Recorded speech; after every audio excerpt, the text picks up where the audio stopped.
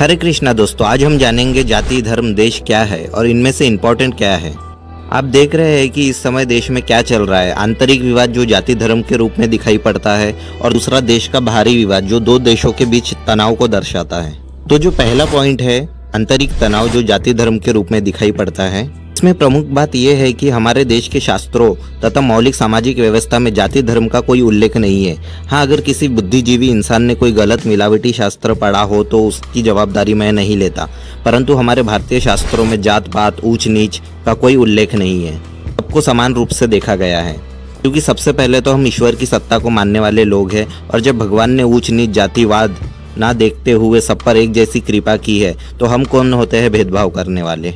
रही बात धर्म की, तो संविधान में अपने धर्म का परंपराओं का पालन करने की स्वतंत्रता है, मौलिक अधिकार है।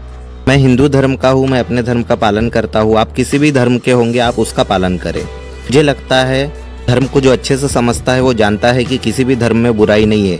हाँ, लोगों के मन में, उनके दिमाग में और धर्म को गलत तरीके से समझने में बुराई हो सकती है, पर ऐसे ही गलत विचारधारा मुस्लिम समुदाय में ज़्यादातर लोगों में देखा गया है। मैं फिर से कहना चाहूँगा, मैं धर्म को गलत नहीं बोल रहा हूँ, लोगों की मानसिकता के बारे में बात कर रहा हूँ। क्योंकि 22 अप्रैल 2025 को पहलगाम में जो आतंकवादी हमला हुआ, उसमें सीधा सीधा साफ समझ में आ रहा है कि धर्म के नाम पर यह हमला हुआ, या यूँ मानो सिर्फ हिंदू धर्म पर हमला हुआ।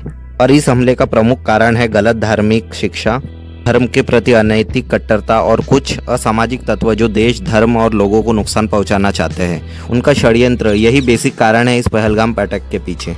पर इससे होता क्या है, हमारे ही देश के इंटरनली दो धर्म के बीच तनाव, हिंसा, द्वेष यही फैल रहा है। बाहर तो दुश्मन है ही, हमारे देश के घर के अंदर भी हमारे दुश्मन बनते जा रहे हैं, जिसका परिणाम हमेशा बुरा देखा गया है, दंगे के रूप में, देश विभाजन के रूप में, हिंसा के रूप में। इसका सॉल्यूशन क्या है? तो इसका सॉल्यूशन कहीं बाहर नहीं है, इसका सॉल्यूशन हमारे देश के अंदर ही है, और उसका सॉल्यूशन है हमारा देश और हमारे स्वयं की बुद्धि। सबसे पहले तो ये याद रखें, चाहे कुछ भी हो जाए, जाति धर्म के पहले हमारा राष्ट्र, हमारा देश, हमारी देशभक्ति, राष्ट्रभक्ति है। जिसमें देशभक्ति, राष्ट्रभक्ति है, वो कभी धर्म के खिलाफ नहीं जा सकता।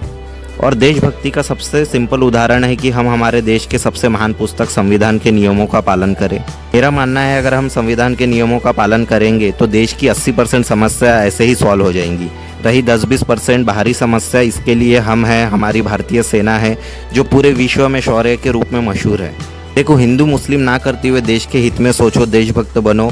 भगवान भक्त तो बाद में भी बनेंगे, चलेगा। जैसे देश का सिपाही सिर्फ हिंदू या सिर्फ मुस्लिम की रक्षा नहीं कर रहा, वो भारत देश के लोग तो दूर, देश की जमीन की एक एक इंची की रक्षा कर रहा है।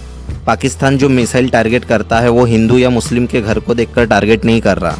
इसलिए हमें आपसी बैर मिटा के देश के साथ खड़े रहना चाहिए, जिससे देश का साहस, शौर्य और महानता और अच्छे से दिखाया जा सके।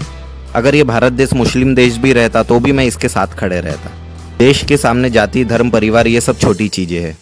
तो दोस्तों, सब मिलकर देश का सपोर्ट करें और हर मुकाम पर देश को विजयी बनाएं। हरे कृष्णा, जय हिंद, जय भारत।